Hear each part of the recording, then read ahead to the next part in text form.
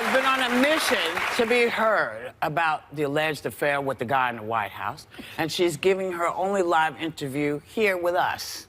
Please welcome Stormy Daniels and her lawyer, Michael Avenatti.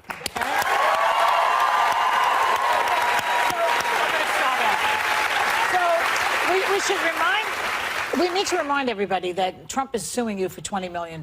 So every time you talk, allegedly it costs $1 million. You're going to pay $1 million. Well, they want her to pay. They want her to. That's the thing he's threatening. So how come you came here today? Because I'm tired of being threatened and intimidating me and trying to say that you'll ruin my life and take my, all my money and my house and whatever. I'm sorry, I'm done. I'm done being bullied.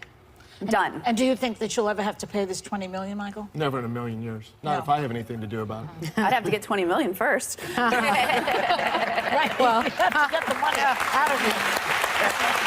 Stormy, a lot has happened in this case since we last heard from you. Trump's lawyer, Michael Cohen, is now under criminal investigation and had his office, his home, and his hotel room raided by the FBI. You sat in on the court hearing yesterday. Why were you there? I just wanted to make my presence known. I wanted to make sure that people knew that I was taking it serious. I know that there was some flack because he didn't show up to court on Friday for his. And I wasn't sure if they were going to discuss anything particularly relating to papers in my case. Okay. And I just wanted to be prepared and get all the facts. Okay. That makes sense. Yeah. It almost reminded me of when Trump brought Clinton's women to sort of intimidate, Right. But I mean, not that you were there for that, but it kind of set the scene up a little, like, don't screw around with us because we're watching you, right? Am I right? No, absolutely. I mean, I think it was very important that Stormy was there to lend her support for the efforts of the U.S. Attorney's Office and to send a message that this is not a publicity stunt. I mean, this is serious business. There's a lot at stake here. These documents that are at issue could prove to be critically important as it relates to the future of the presidency. Okay. Yeah, man. It seems like a publicity stunt on some level. I mean, I think yesterday, because you didn't have anything to do with the case, it seemed a little like you were just trying to get attention, which I understand that you're being sued by our president, but it does seem like you're benefiting a lot. I mean, you've gone on your Make America Horny Again tour. I'm sure you're making a lot of money, no disrespect. No. I hadn't heard your name until all of this had happened, and now you are literally live on The View giving an entire interview with us. So it has been beneficial for your career. I want to address the first part, and I'm going to let her address the second part. As it relates to us having nothing to do with the case, I mean, that's just not accurate. On Friday, Judge Wood, who I know, granted me access to that case, stated that she would hear from me as to any issue that I wanted to speak about, recognizing that we did have standing in connection with that case because some of these documents that were seized relate to her, and in fact the warrants stemmed in significant part from what happened to my client. So we had every right to be there, and Judge Wood, the sitting federal judge, would not have granted me access to address the court if we had no business being there. But I'm going to let Stormy speak to this issue of making money from the tour, et cetera. Go ahead. Yeah. Can I just say, first of all, I did not name the tour. That you won't hear me say it. I haven't promoted that name. I think it's awful. You think the name's awful? Yeah, I don't like to use, I think it's cheesy and a play on someone else's idea, and I try not to do that.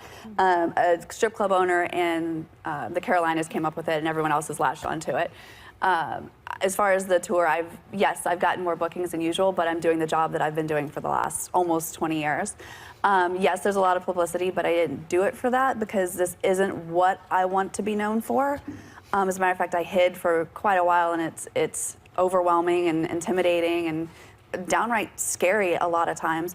I've had to hire bodyguards. So yeah, I'm making more money, but I'm spending so much more. Like my daughter, we have to hire a tutor now. And I have like bodyguards, and you don't even want to know their food bill because I have to feed them 3 times a day, and they are big. And and I have to take like special cars and all these court costs and things like that. You never apologize for making a living. You're a working woman. No, and I'm not. I'm not. But Meghan has a very, very good question, and if I were her or anybody else, that's what I would be saying. Because a lot of people have the misconception that like I was trying to get out of the adult business or that this is what I want to do instead. And to be completely honest with you, it's not. Like, I worked really hard for the last decade in the adult business, which I have no qualms about. I'm not ashamed of. So to be known as a question, if you don't mind. Sure. You're not the first adult star I've ever interviewed. I have respect for any woman who does well in any industry. It's whatever. I think my issue is if you don't like the Make America Horny Again banner, can you ask them to remove it? I have so many times. And I said, you guys might get sued for this because that club owner trademarked it. And I won't like, if you look at the flyers and stuff I repost, like I like crop it out or whatever. I try not to use it, but I have no control over what they might put on their own websites and things like that. But yes, I am dancing more. Yes, I'm making more money, but I'm spending more money. And I think I said somewhere else, like, show me somebody who wouldn't be like, oh, we want you to do the same job you've always been doing and we're going to pay you more. Like, who would ever say no to that? But that's not why I did it. And to go back to what I was saying before, I worked very, very hard the last 10 years or so to really be known as a female director in the adult business. I was in the process of like moving on to some mainstream things. I've directed some music videos. I had a passion project of mine in the works for the last several years to direct a horror movie. And those people that were my investors have ghosted me. Yeah. Like, they've completely abandoned me. Will Trump be in the movie? Maybe. Well played. Speaking of that, earlier this month, he broke his silence, denied knowing anything about hush money, where it came from. Let's take a look. Did you know about $130,000 payment to Stormy Daniels? Then why did Michael Cohen make it if there was no truth to her allegation? Well, you have to ask Michael Cohen. Michael's my attorney, and you'll have to ask Michael. Do you know where he got the money to make that payment? No, I don't know. So, did this surprise you at all? Let me just say, I work in the adult business, and I'm a better actress than he is. You know what, Whoopi, I'll tell you, it shocked me because, you know, it's one thing to be undisciplined in life. It's another thing to be undisciplined in litigation. And when you have and you know this, I mean, when you have a client that is undisciplined like that and just spouts off, that's a very dangerous thing when he's involved in a lawsuit. And what's ironic to me about this is that's on a Thursday, and then on Monday, the attorney that he told the American people they could ask the questions to, that attorney's offices and home is raided by the FBI. That's a pretty shocking chain of events in a very short period of time.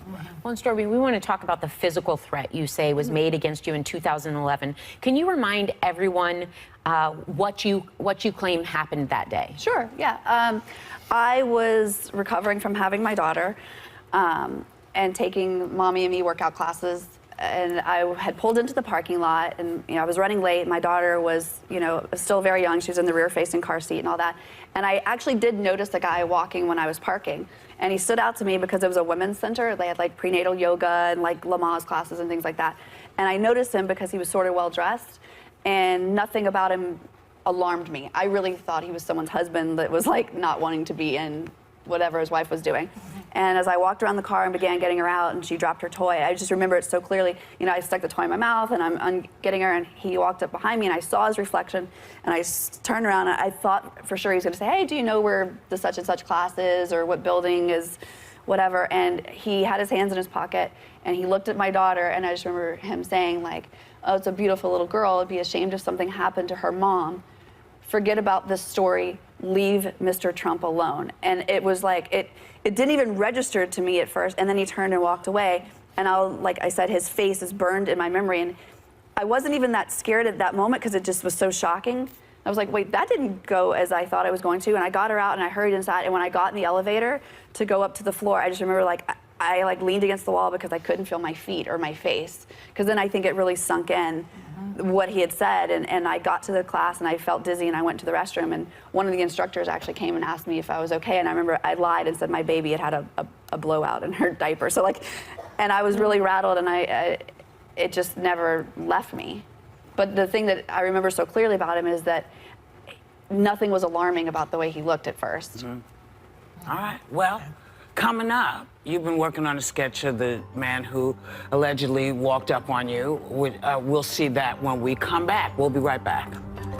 Hey, we're back with Stormy Daniels and her lawyer, Michael Avenatti. I keep changing the pronunciation, please forgive me. I just get so... I've been called worse. Okay, good. Now, Stormy, your interview with Anderson Cooper was on 60 Minutes, was one of the most watched interviews in a long time. But there was a rumor going around that you were high during your 60 Minutes interview. People were saying that your pupils were dilated. They're probably dilated now. That's how my eyes are. Yeah, they are, actually. What do you say about that? I say that it's ridiculous. That there's no way I could have given an almost 3-hour interview, sat that still and made sense and been articulate if I was high or without leaving once to go to the bathroom. And Well, I mean, it's just ridiculous. Yeah, it's completely false. Anyone who knows me knows that I don't do that. And here's the other thing. I would have never allowed a client to give an interview high, and even if you believe that I would, the journalist is 60 Minutes, and Anderson Cooper would not sit down for an interview of this magnitude with someone that they thought was high. I mean, this suggestion's absurd. I have to ask you something that it's been preying on my mind, because after the interview, Maureen Dowd in the New York Times, she wrote this whole opinion piece about how women, because of something you said in the interview, that women are having sex with men they're not even attracted to. And you said something like that, you know, that you weren't, he was 60, you were 27. And it's like, I'm interested in your thoughts on the subject. You know, I don't understand why anyone would have sex with someone, unless you're married to them, and then you... But I mean, to have sex with someone you're not attracted to when you don't have to. Lord. Yeah. Why? I think there's a lot of different reasons, and I'm not going to presume to know what any woman is thinking in that moment, of course.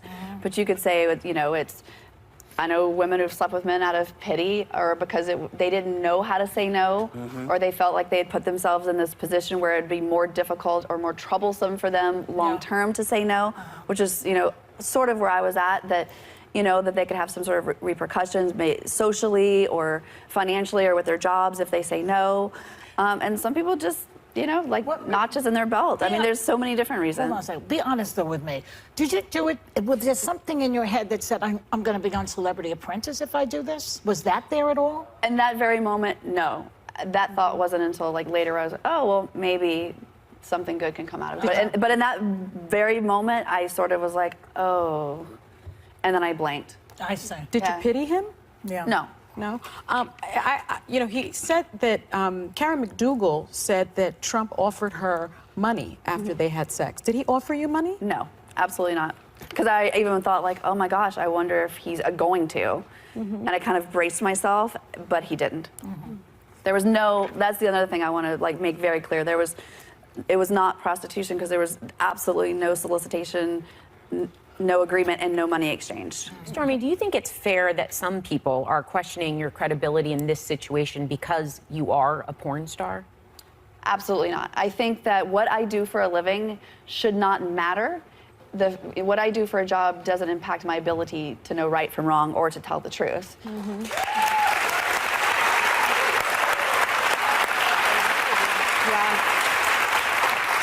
I agree with that, by the way, 100%. This question is one that I really wanted to ask you because I'm curious. You are clearly a family woman. You're talking about your daughter and your husband. Have you thought about the implications of all of this on the Trump family? I've thought about everything. Every different way, a million times, more than I probably should think about things. Since all this happened, I'm averaging about 2 hours a night sleeping. So I've literally thought of everything. And, you know, that's between him and his family, you know. You think that it's just all between that? Yeah. It's gotta just kill them. You know, I come from a political family, and I would probably have to be on medication. I mean, I just can't imagine. And I understand he did it. You know, it's that he's completely in the wrong as well. But do you have any more thoughts on that? Not just with her either. No. I mean, the list is long. I just have, you know. Yeah. So people are coming up to you, saying stuff, as we all know, this happens to us on a daily basis, or maybe it doesn't happen to me a lot. Tell people what it's been like for you and your family to be out. Yeah. I guess if I had to choose one word, I would say intense. And it's both sides. I've had women come up to me and just profusely thank me and put me on this pedestal and say like, oh my gosh, you're, thank you for inspiring me, and you're, and I'm like, well, we need to reevaluate your life choices if, like if you're that excited to meet me. But, and then on the other side of that, I have people just randomly come up to me. You asked about my family. My husband had a terrible incident a week or two ago in a restaurant with our young daughter, and people will just come up and say the most horrible things in front of a child. And, oh, we don't believe you, you're worthless, you're a whore, you deserve to die, your child should be euthanized. Oh my You God. should see the messages that I get. You deserve your kid to be taken away, you deserve her to be put to sleep because she's better off than with you. And then like literally the very next sentence will be like, you're a national treasure.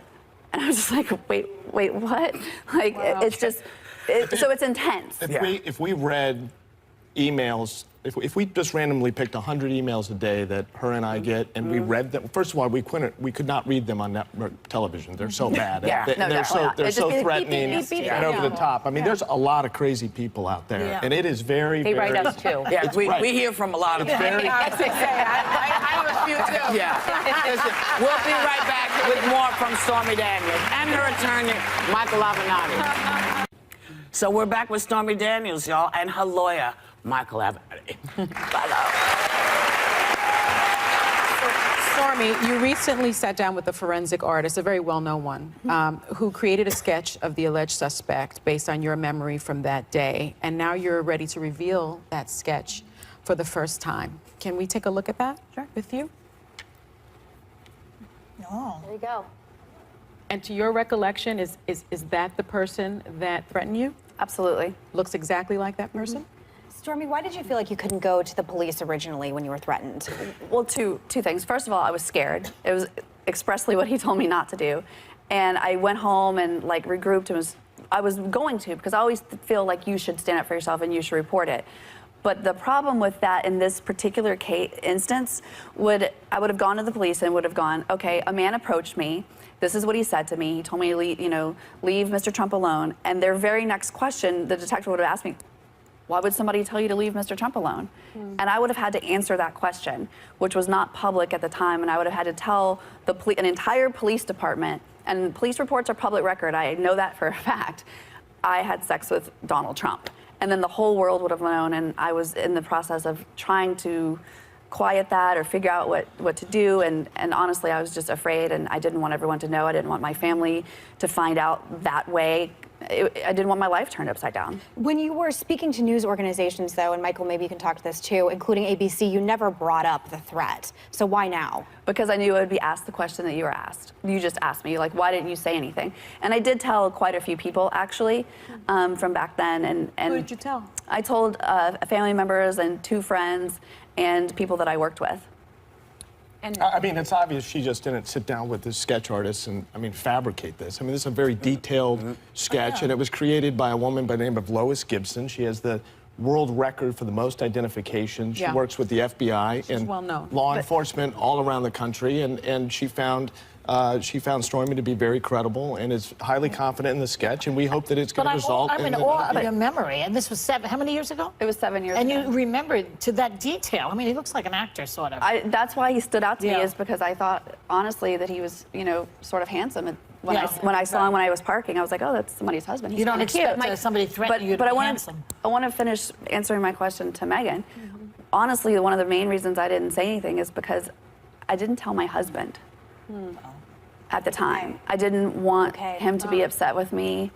And then I felt like, honestly, so much time had passed, I was embarrassed to say something and have him say. But your husband knew about the incident with you and Trump at that point in California. He did not. At that point in time, he didn't know. And so to go home and be like, I had this guy attack me. Oh, and by the way, he did this because of this. And I didn't want him to think I was a bad mom or that I'd put our daughter in danger. I just didn't know.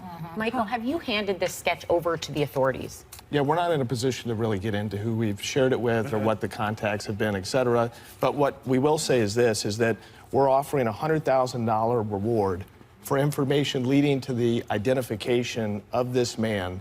And if people go to, they can send us the information that they have. Come come up with that? Yes, I did. If you send us information that you have, and if you positively identify him, we're going to pay you $100,000 because we want to get to the bottom of who this is. We think we know who sent him. You do. But we want to confirm it. Well, I just need to make a legal note real quickly. The sketch is not evidence that underlying story is true. Yeah. Just need to put that out there.